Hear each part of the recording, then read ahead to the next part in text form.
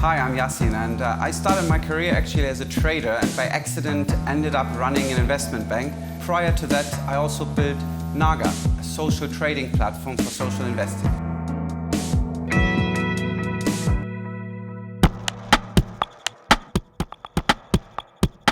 Social trading is actually very similar to following someone on Twitter or on Instagram. The only difference is when somebody writes something and you follow them, it has no effect on your life.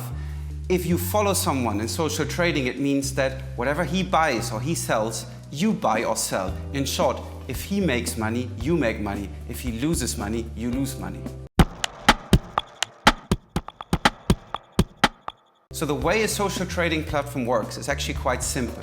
Think of a web portal or think of Instagram and think a filter is there and think you can choose whoever you want to follow.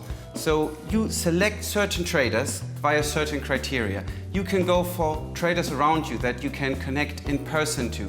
You can select traders by the highest profits. You can select traders by the lowest risk profile. And the way it works is very simple.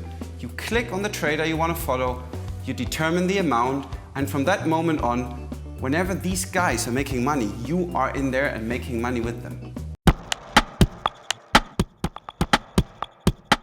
To do social trading, all you basically need is a smartphone, a tablet, your PC, and you have an interface that is very easy. The beauty of the internet is that everything that in the past was only accessible to professional investors, investors with lots of money, is now coming to everyone. And you can start being part of a process where finance is broken down, it's kind of democratized, being made accessible for everyone. So if you want to begin with social trading, the thing I would do is I would invest zero. Just start with play money. Use a demo account, sign up, familiarize yourself with the platform and the traders. Follow some people and see how much money they would have made you. And see if you can still sleep at night, imagining that this would be real money. From there on, I would scale it up. And there's no such thing as a single number. It's basically the amount that in relation to your entire wealth is a proportionate thing that you can put aside for this type of investment. Always make sure that you do your homework and you know that the amount you're putting in is actually something you can dispose. Common sense, and of course being aware that this comes with a risk, because if your leader, because we distinguish between followers and leaders, loses money, you lose money. If he loses everything, you lose everything. I would say start off small amounts, get familiar, try to understand what the trader does. Test drive with play money. And you can do that for a while until you have the confidence to invest in whatever you want to invest. In order to start social trading, there's a couple of things you need to know and to do. So the first thing is you need to know about yourself. What risk are you willing to take? How much do I want to invest? And what volatility? I mean, how much can it fluctuate? Will I get nervous if it's like $10 underwater, $50, $1,000? Secondly, what are your goals? What do you want to achieve? Once you determine what it is, then go and ask yourself, what kind of strategy do I want? How long do I want my money to be working there?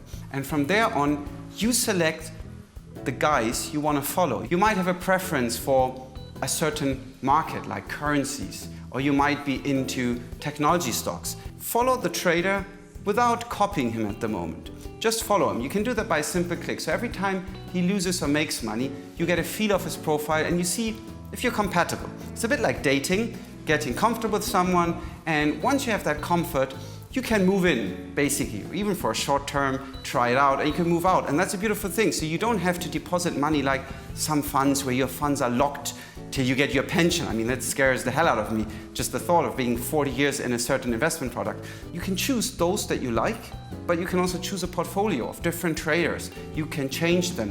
You can give the guy who does well in technology more money. You can reduce the guy in currencies. Just like in every other business, diversification, not putting all your eggs in one basket, is key in social trading.